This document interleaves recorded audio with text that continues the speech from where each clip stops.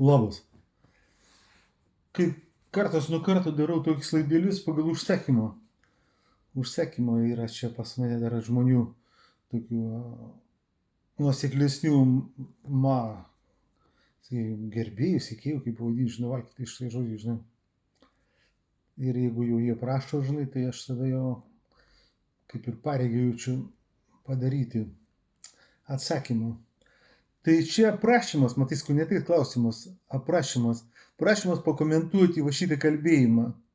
Paskui mes studijuosim, pakalbėsim, dėl ko buvo toks prašymas. Aš pradžių mes pažįsim, ką prašo mus pakomentuoti. Prašo mus pakomentuoti vardų, pavardžių, aš čia nežinau ir gal net ir nevardinčiau, bet čia treneriai, saviugdos treneriai, tokie visokie dabar šiuolaikiniai. Kaip visai žinia, mada dabar, žinai, pridaugėjo labai. Kai aš pradėjau tos darbus panašius, tai aš niekaip nevadinau kažkom tai saviugdom, kažkom ten, žinai, tiesiog. Tai buvo prieš 10 metų. Tai nedaug buvo tada tų kalbėtojų. Irgi įdomi tema, kodėl. A dabar jų daug, ir čia vienas iš tų kalbėtojų. Ir ką kalba? Aš pradžių perskaitysiu tekstą, paskui padarysim analizę. Kodėl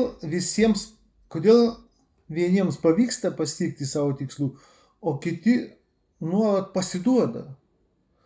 Per pastaruosius 5 metus dirbau su daugybė klientų ir mokinių, pati mokiausi iš geriausių pasaulio mentorių bei nuosekliai siekiau savo tikslų. Pastebėjau, kad dauguma žmonių stato tas pačias priežastis. Pradžioje jos stabdė ir mane įdomiausia tai, kad jas patvirtina moksliniai tyrimai. Pirmoji negatyvūs ribojimai įsitikinimai, kai netikime, kad esame verti savo svajonių gyvendinimo, mūsų smegenys, vizualizacijas, afirmacijas ar net tikslų užrašymą gali reaguoti kaip į grėsmę, tuomet jos iš karto pradeda, jos iš karto pradeda ieškoti priežasčių, kodėl mums nepavyksta. Antroji, aiškių tikslų nebuvimas. Daugelis žmonių sako, kad nori kažką pasiekti, tačiau negali tiksliai įvardyti, ko siekia, kai nėra aiškios krypties, protas blaškosi ir lengvai nukreipia dėmesį į kitus dalykus. Trečioji, noras pasiekti viską iš karto. Kantrybė yra vienas svarbiausių jūsų ginklų. Tikrą pažangą kuria maži nuoseklūs žingsniai, nauji įpročiai ir gyvenimo būdas, o ne bandymas pasiekti viską per vieną dieną. Jeigu sukursite savo per daug įtampos, smegenys natūraliai ieško būdų susigrąžinti juos į mane. Matai, prašau pakomentuoti. Dabar pažiūrėk, nuo pradžio einam. Kodėl vieniems pavyksta pasiekti savo tikslus, o kiti nuolat pasiduoda? O kiti pasiduoda. Ir dabar matai, suskirsti į 2 kategorijas, kuriems pavyksta pasiekia, nepasiduoda, ir tie, kurie pasiduoda. Tai čia jau tokia, sakykime, nežinau kaip apibūdinti, žinai. Todėl, kad daugelis net nesiekia tų tikslų, apie kuriuos tu galvoji, kad jie turėtų siekti, pasiduoda. Supranti? Kas nepasiekė savo tikslų, mes turim tada įvardinti, suprasti, kas yra tie, kokių tikslų jie ten siekia, apie kokią kategoriją žmonių kalbama. Ir žmonių, kurie gyvena taip, kaip gyvena, jie pasiekė savo kokių tai mažų tikslų, dirba paprastus darbus, jie net nekelia savo tų tikslų, o tokių, kažkokių labai didelių, dar ką nors, ir tiems, kurie pasiekė vadinamų tikslų, kokiems verslininkam ar kam, atrodo tas, kuris ten paprastai kažkur dirba, tai jis nepasiekė savo tikslų. Ir pagal šitą teiginį gauna, kad jis pasiduoda. Nesąmonė dažniausiai visiškai. Jis net nesiekia tų tikslų, nepasiduoda, jis net nepradeda vis tiek, tai nėra kur ir pasiduoti. Tai tokiam aš nesąmonyti. Kategorija gal yra tokia, kuri pasiduoda, Nu, gal rasim kažkokį sluoksniuką, kurį pasiduoda, siekia ir pasiduoda. Bet kiek aš suprantu, matau gyvenimą, žinai, kad irgi skaičiu, aš ne 5 metus dirbu, aš dirbu jau 20, bet tai net tame esmė yra, aš gyvenime esu jau 60 metų, ir aš visą studijuoju visada, suprantate. Tai ta kategorija, kuri pradeda, daro ir pasiduoda, tai tokia kategorija, nu, kraštinai menka. Tai va čia tokia, va, matai, kalba paskui. Toliau einam. Per 5 metus dirbau su daugybė klientų ir mokinių. Nu, per 5 metus galim pavadinti tai daugybė. Vėl subjektyvų, žinai, kas čia kam daugybė, kas kam nedaugybė. Ir klientų ir mokinių. Tai ką su daugybė, tai kokie ten pasie buvo klientai, tikslų siekiantys, nepasiekiantys tikslų siekėjai? Kažkur čia tokia kategorija, o tokia jau kažkaip skamba, žinai, skeptiškai žiūrim, žinai. Aš irgi per šitiek metų dirbau su begalė žmonių, bet iš jų tokia kategorija, kurie net siekia, nepasiekia savo tikslų, labai labai nedidelė. Procentas nedidelis iš vis, nes įvairuoja didžiulė santykiai, depresijas, nerimai, hipochondrijos, sukiausiai šizofrenija ir va ta kategorija, kur tikslų, kur siekia, nepasiekia. Aš turės atitinkamą konkrečią kategoriją tokių žmonių, bet jinai tikrai neerdvi, neplati. Taip, kad čia vėl didelis skepticizmas, per 5 metus dirbau daug. Tada ir dabar toliau įdomi. Klientų ir pati mokiausi iš geriausių pasaulio mentorių. Pavyzdžiui, nuosekliai siekiau savo tikslų. Dabar šitoje vietoje tai čia iš vis jau greičiausiai, žinai, švelnių epitetų kažkaip turiu ieškoti, žinai. Geriausi pasaulio mentoriai. Čia cirkas yra, suprantate. Jeigu aš dairausi po realų gyvenimą, suprantate, po tą kategoriją žmonių, kurie tipo pasiekė savo tikslų, tai aš praktiškai ne vieną nepažįstu, kad jie kažkokius mentorius lankė, kažkokius mentorius lakstė, pas kažkokius kažkur tai.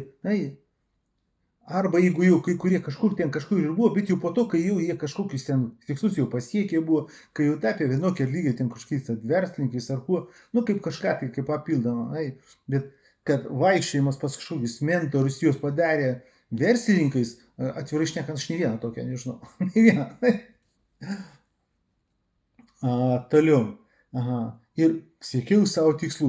Aš tai galiu dėką pasakyti savo nuomonę. Tai va tie žmonės, kurie laksta, vaikšta, bėgioja per mentorius, tai man yra, atrodo, žinai, nevykėlių kategorija, kurie kaip taisyklė, įsivaizduoju, patys paskui tampa mentoriais.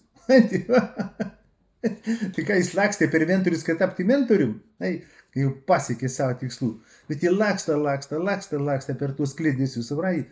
Ir paskui nutarė, kad ir aš jau man atėjo laikas tapti mentorium. Aš pats su to susidūręs, nes turiu kategoriją vėl žmonių, kurie pas mane vaikščiodavo, ir pati sugalvoja, kad ir jie turi tapti tokiais kaip aš. Kažkas gali, gal net ir turėtų, bet toli gražu ne visi, kas sugalvoja tokiais tapti. Nes žmogus turi turėti pastiprintas tikrai prigimtinės savybės. Ir toliau, pastebėjau, kad dauguma žmonių stabdo tos pačios priežastys. Pradžiai jos stabdė ir mane. Įdomiausia tai, kad jas patvirtina moksliniai tyrimai. Gal yra kokie tie moksliniai tyrimai apie nevykėlius. Aš tokių negirdėjęs, neregėjęs. Reikia gal pažiūrėti, paskaityti internete, gal kažkas darė nevykėlių studijas, kodėl jie tampa nevykėlis, kodėl jie nepasiekia savo tikslų. Tos pačios priežastys. Daugumoj, gal galima sakyti, taip įsireikšti, čia loginė prasme, sakyti, nelabai jau įdingas. Bet jis toks, tos pačios. Ir jis vardina pirmąją priežastį. Pirmoji. Negatyvūs ribojimai ir stikinimai, kai netikime, kad esame verti savo svajonių. Čia šitą iškart vėl interpas. atitinkama prasme yra tiesos, gal kažką ten, žinai, kažkas neverti svojų, bet man dabar, kur yra didžioji painiava subtilioji? Jeigu vėl aš dairausi po realius, sėkmingus vadinamus žmonės, sėkmingų žmonių kategoriją, tarp jų praktiškai nėra svajojančių. Ai?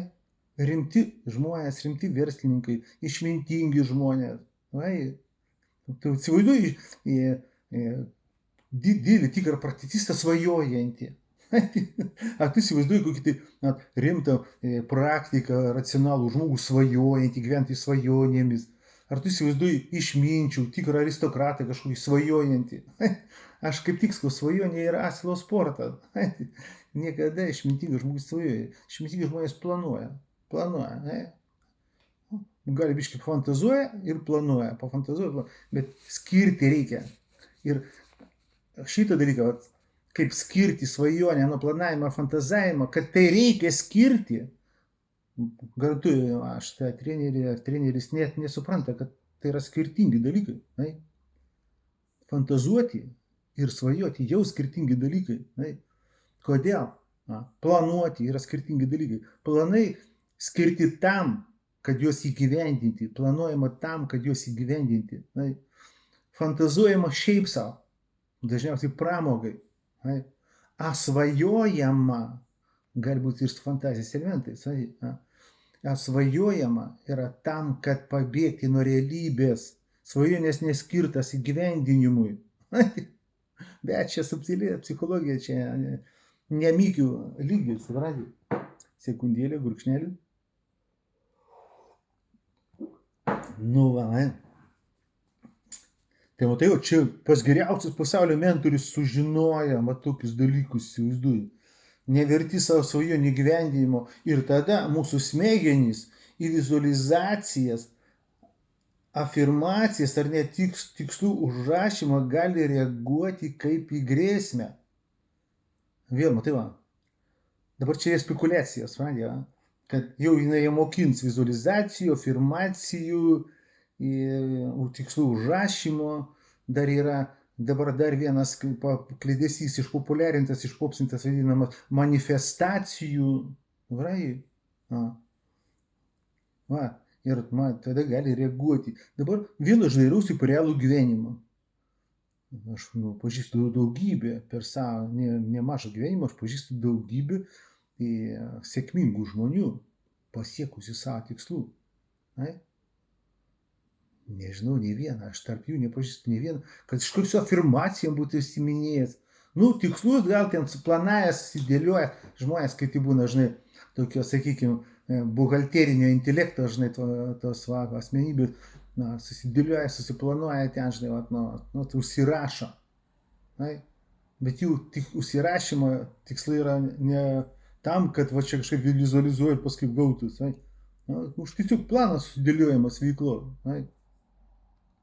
Nuoseklesni protai. Toliau. Į užrašymą gali reaguoti kaip į grėsmę. Ir dabar va čia ir vėl subtili detalė. Ir, matai, sako, ir į vizualizacijas, ir mūsų smegenys, matai, sako, mūsų smegenys, į vizualizacijas, afirmacijas gali reaguoti kaip į grėsmę. Smegenys. Tai čia jau, atsiprašau, chebra, bet čia, sakykime, toks profkinis lygis, žinai, šarlataninis, praktiškai visiškai. Smegenys į nieką niekaip nereaguoja. Smegenys reaguoja tik į šeimininko komandas. Da, smegenys gali kažko įcentrinti, jeigu į šalinius dirgiklius kažkokius, supranti. Bet kaip į grėsmę smegenys iš vis niekada nereaguoja. Smegenys vienodai šviečia. Grėsmė ar gėris, jiems vienodai šviečia. Smegenys pirmoji eilė reaguoja į to, kas gyvena mūsų sampratai. Kūne komandas, į mūsų reakcijas reaguoja. Čia aš galiu reaguoti kaip į grėsmę. Kaip ir kodėl gal kažko įsiganės. Bet jeigu reaguoju į grėsmę, tai čia aš reaguoju, o ne smegenys. Tai yra, tokie, sakykime, neišmanėliškas dalykas iš principo, žinai. Smegenys kažką gali reaguoti ir tada, matai, ir smegenys mano, tada užvaldys mane tipo savo reakcijom. Tuomet jos iš karto pradeda ieškoti priežasčių, kaip mums nepavyks. Smegenys pradeda ieškoti, kaip mums nepavyks. Na, ir ne kaip į grėsmę dažniausiai pradeda reaguoti. Yra čia biški potiksliai, iš to yra truputį tiesos. Žmogus pradeda, nevykėlis pradeda reaguoti. Kaip ne tai, gal kraštinis atėti kaip kažkokią grėsmę, bet jis gali reaguoti pagal tai, kaip jis jau įpratęs reaguoti, kad nesigaus, kad bus blogos pasekmės, jis pradeda, dažniausiai pradeda pats savo kurti visokius atmaskės vadinamas, įsukinėjimus, pateisinimus, to, kad nedaryti. Nes jis neturi gerosios patirties, pas jį nėra gerosios patirties, pas jį nėra sėkmės patirties. Čia labai subtilūs dalykai ir ilga kalba. Bet, čia vėl, matai. Šiek tiek, šitam teiginys, šiek tiek yra, sakykime, prasmės, tiesos, bet viskas kaip sumalta, tokia makalinė, matosi, kad kalbėtis iš principo net nesupranta, ką šneka. Toliau, antroji, aiškių tikslų nebuvimas. Daugelis žmonių sako, kad nori kažką pasiekti, tačiau negali tiksliai įvardinti, ko siekia. Yra tokia kategorija, gal aiškių tikslų, gal neturėjimas, nebuvimą. Nors matai, sakė, pasiduoda. Tai kaip tu gali pasiduoti, jeigu tu net tikslų neturi, supranti. O čia jau biški daugiau racionalumo yra, nes jie net nekelia tau savo tikslų. Svajonės lygiai čia ne tik. Svajonės yra ne tikslų turėjimas. Pasvajojimai tik tai. Tačiau negali tiksliai įvardinti, tiksliai, ką reiškia tiksliai įvardinti. Nori žmogus daryti kažkokį dalyskim į servizą. Tai ką čia? Tada jau detalizuoti reikia. Ką reiškia tiksliai daryti? Nuoseklumą, sekos buvimą. Ir vėl tada, matai, ir nėra aiškios krypties ir tada protas blaškosi. Pirmas smegenys, dabar jau protas. Suveltas jau kategorijas. Ne žmogus blaškosi savo smegenyse. Protas blaškosi kažkur. Kas tas protas?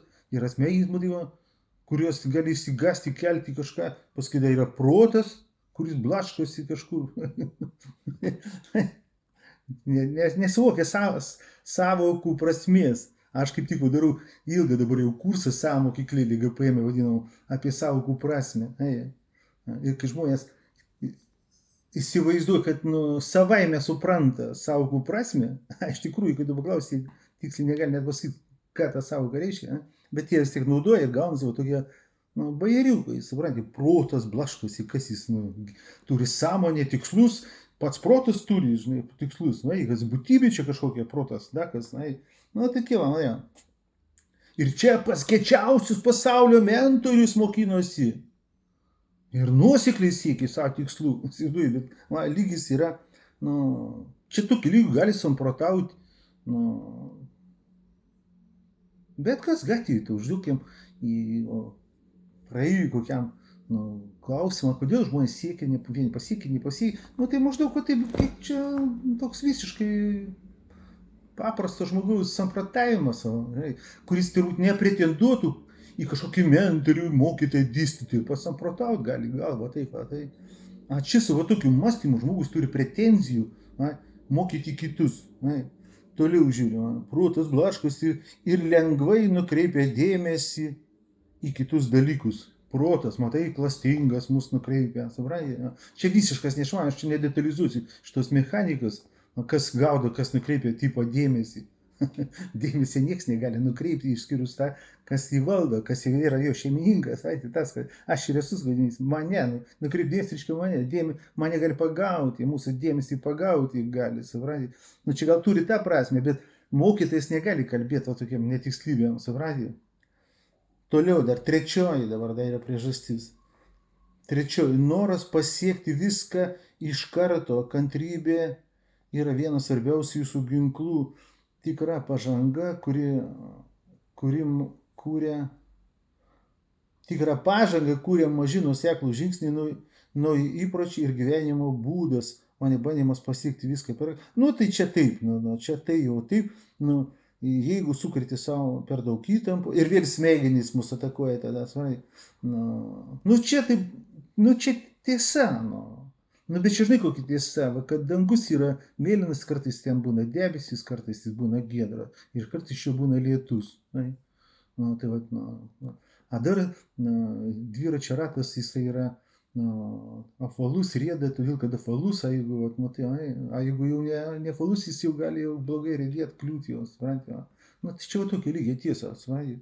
Nu, čia kažkam čia naujiena, čia to išmokė aukštieji, kilčiausi pasaulio mentoriai, žinai, kad nuosekliai reikia siekti visuose darbuose, be išimties, turi būti nuoseklumą. Net valgyti pasidaryti reikia nuosekliai, supranti. Nu tai va, tokie va kalbėjimai, supranti. Tai dabar dar sakė, tai pradžioj sakiau, kokiu tikslu šis vat rašo šitie žmonės. Bet aš daugmaž jau principė ir atsakiau. Šitas reiškinys dabar masinis.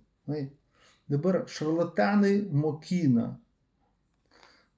tampa mokytais, šarlatanas kūrė mokyklas ir jau jie ne tik tai, kad mokina atskirus žmonės, vadinamos sėkmė, bet jie jau kūrė kitus mokytojus. Va čia vienas toks žinomas stipriai išsipopsinis lietuvių šarlatanas, jisai pasiskelbęs dabar jis ruošia, pasiskelbė, jis ruoš dabar šitos hipnotinės, tos, kaip tos hipnozės, tos, kaip šitos, blechai, hipnoterapijos specialistus ruoš. Jis, įsivaizduoju, pats jisai visiškas aferiūga ir šarlatanas. Bet jis ruoš. Ir eis ten, mykiai eis ir ruoš, jis diplomus išrašinėja, supranti. Ir tai yra dabar išmasiškėjęs šitas reiškinukas visiškai. Ir paprastam žmogui susigaudyti, daug tiesiog neįmanoma, tai susigaudo žmonės, jie užversti va šito proto knisimu, ir jie tai daro, supranti, kas yra, jie ką daro va šitie, jie va ką daro nuosekliai, tai jie labai gražiai, labai metodiškai vaidina tikrą mokytoją, susideda visus atributus, manieras, visas intonaciją, jie idealiai kopijuoja tikrą mokytoją, kopijuoja, plagijuoja tekstus, kopina, mintis kopina, fragmentais dėlioja, supranti. Paprastam žmogui, šansų nėra, supranti. Atsiduokit dažnai kaip tikras, kai būna mokytojas. Jam nereikia nieką vaidinti. Jis dažnai būna būtent savitas ir nepakartojamas kažkokiam savo stiliui. Ir jis neturi, žinai kaip yra pasakyti kažkokia labai protinga žmogų. Mokytojai, tarp kitko, aš tik tiksliai prisimenu, kurio, sako, guru turi stilių, bet nėra guru stiliaus. Jie nukopina, jie turi sukurti tokį šabloninį, vadinamą, guru mokytojo stilių. Bet sako, yra, guru turi stilių, bet nėra guru stiliaus.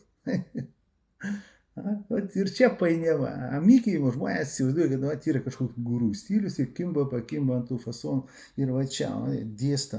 Ir įtaiga, matai, sako, paskaičiausias pasaulio mentorius. Jau tu, aš tai ne. Čia buvo. Ir tada jau tas iš aukštesnio levelio kalba. Įtaiga, manipuliacija. Tai va, prašė žmogus aš padariau. Kokį studijyti. Ir matai, kaip vienas atskiras toks, tikis, jis ko jis čia vertas dėmesio.